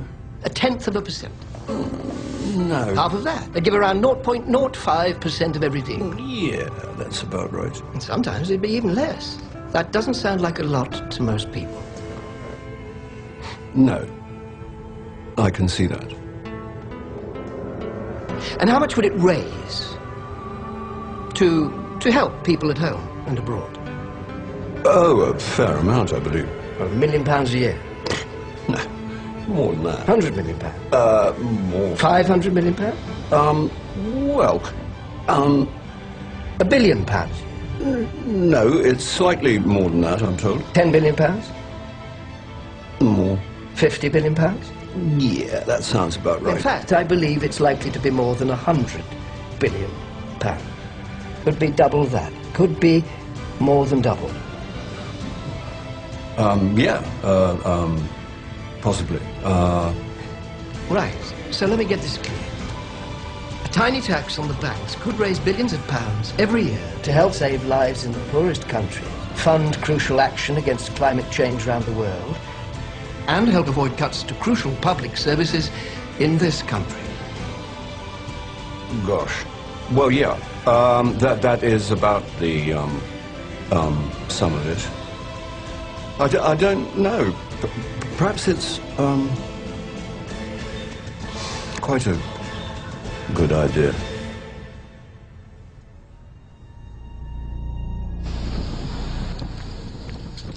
Okay, this is a moment in history. We are here with Sam Capilano and from the Squamish Nation in a red jacket, and we're placing what's called a permanent eviction notice to the courthouse. The red jacket is from Turtle Island. Sam Capilano is with the Squamish Nation. The permanent eviction notice is placed here because the Queen and the bankers are trespassing on his sovereign territory. This is tax-free territory. This is sovereign. Capilano, you've got some words to say here? This is part of the Squamish Nation. It has been. My grandfather told me that when they first came, they separated, divide and conquer with the idea. Now this is known as another nation, but I know it's our land, so I'm not afraid to stand up anywhere and tell anybody. Red Jacket, you got a few words? Yeah, I'm Red Jacket. I'd like to tell the people that for 537 years since the two-row wampum belt was put in place, it was total destruction. And if we don't correct these here alterations that our judges in the justice system, so-called justice system, I never heard such a farce in my whole life. 60 years from now, this here earth, there's no changing back. It'll go into another Mars. Total destruction. Don't the judges understand this? Or they sleep? Who taught them? What university taught them? Where do they get their education? Don't they know they're on death row? We just finished entering and going through a procedure at the Richmond Provincial Court. And what happened was my name got called out. I didn't correct her, which I was kind of thinking of doing, but then I thought, okay, I'm just going to present myself as who I am standing in front of her, because she seemed actually quite like a nice judge. So when she said, when I stepped up to the mic, I said I claim common law jurisdiction. She right away rattled off all the charges and wanted to ignore that statement. And then she asked me, how do I plead? And I said, I do not consent and I waive the benefit. And I think that's a really powerful statement that I want to teach to a lot of people, because when you enter a plea, you enter into a contract. Whether it's guilty or not guilty, it is their way of saying you have understood the jurisdiction that they want you to respond with. And the guilty or the not guilty is something that you actually perjurize yourself with. So when I said I do not consent, meaning I do not consent to you making any legal determinations against me, I do not consent to your jurisdictional claims against me, and I do not consent to contracting with me. Quite final with that. And because I had claimed common law jurisdiction at the beginning of my statement to the judge, she realized that I knew what I was doing, and she dismissed the case right away. So I'm really, really pleased with the outcome. After that, I actually met up with Paul Gibson in the lobby of the provincial court and went up to him and shook his hand, and he said, and yeah, you are? And I said, oh, Irene Gravenhorst, and I told him that they dismissed the case, and he went, oh, too bad. It was orchestrated that Paul shows up after the case was dismissed so that he didn't have to deal with these issues. And being on the stand, on the record, for being the debtor to the contract. Oh, and I have to tell you that it's going to cost $3 billion. It's fine, ma'am. Okay.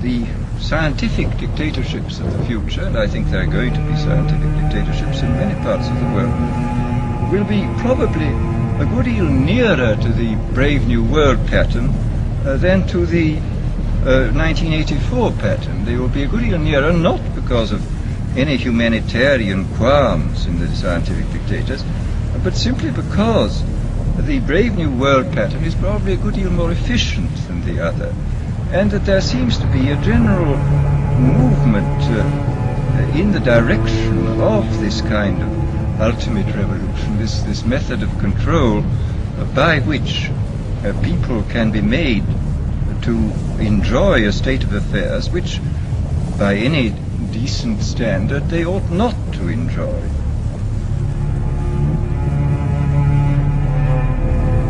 And these issues, furthermore, are made more acute by the coincidental phenomenon of what I have called in my writings the global political awakening. This is a truly transformative event on the global scene, namely that for the first time in human history, for the first time in all of human history, almost all of mankind is politically awake, activated, politically conscious, and interactive. And these new and old major powers face still yet another novel reality, in some respects unprecedented. And it is that while the lethality of their power is greater than ever, their capacity to impose control over the politically awakened masses of the world is at a historical low. I once put it rather pungently, and I was flattered that the British Foreign Secretary repeated this, as follows. Namely, in earlier times, it was easier to control 1 million people, literally, it was easier to control 1 million people than physically to kill 1 million people. Today, it is infinitely easier to kill 1 million people than to control 1 million people.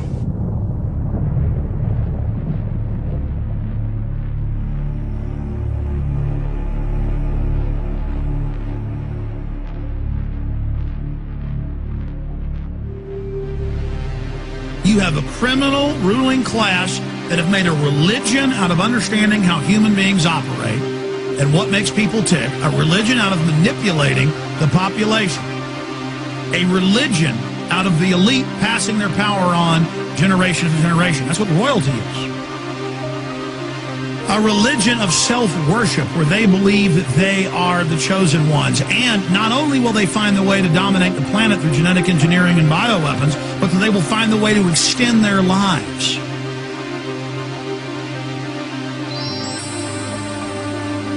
It isn't vanity, it isn't arrogance, it's just love of the species, love of life, love of knowledge, wanting to communicate, wanting to huddle in the cave with your tribe forever, not wanting to leave your loved ones. But imagine the most selfish, the most cunning, the most wicked, the most sadistic, those that would cut corners, those that would lie, those that would stab in the back, and those that would do it the most convincingly. They get the birthright of humanity. They get the great flower of our technology and everything we've built. We're an amazing species. We're not parasites. We're master builders. We're great engineers. We are made in the image of God. We are architects. The sun, the moon, the stars. This is the evidence of the creation. This is the evidence of the incredible beauty and unbelievable gift of life and consciousness. I am thankful for it. I rejoice in it. I appreciate it. And all I wanted to do is defend innocence and try to get people to believe in themselves and to build and to not feel inadequate. Because once Madison Avenue mind control makes you feel inadequate and insecure, they can then sell you whatever lies they want. And they build you into monsters. They turn you into biological androids operating off of outside, artificial, dehumanizing stimuli. Come on, folks, you can figure this out. You can break out of your conditioning. You can realize how they're manipulating us. You can understand their master plan. We can defeat them.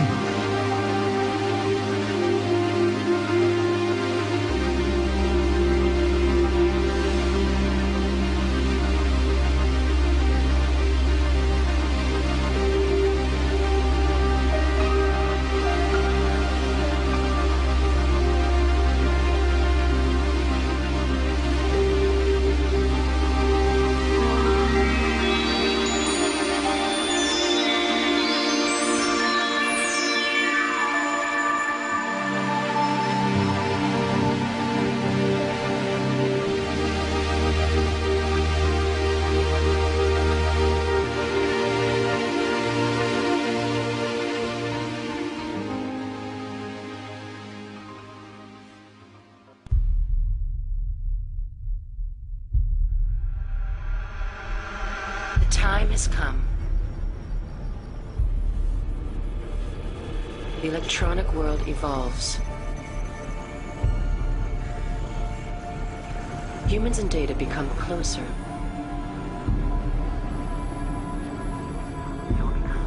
They will become one.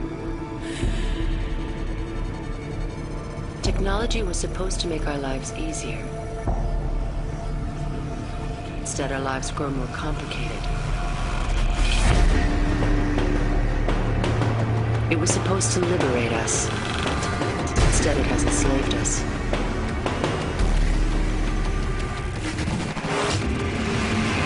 It's time we demand a change.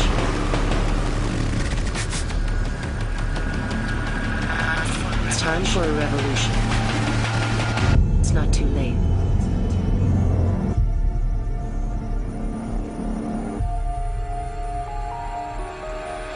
It's time for something else.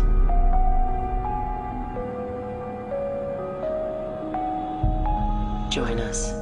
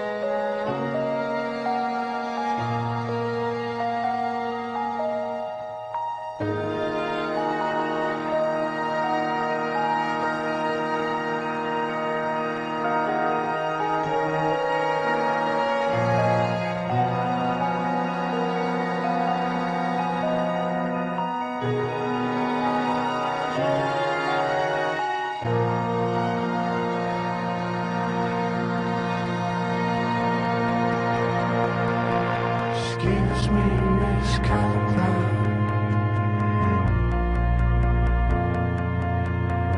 Save me from myself.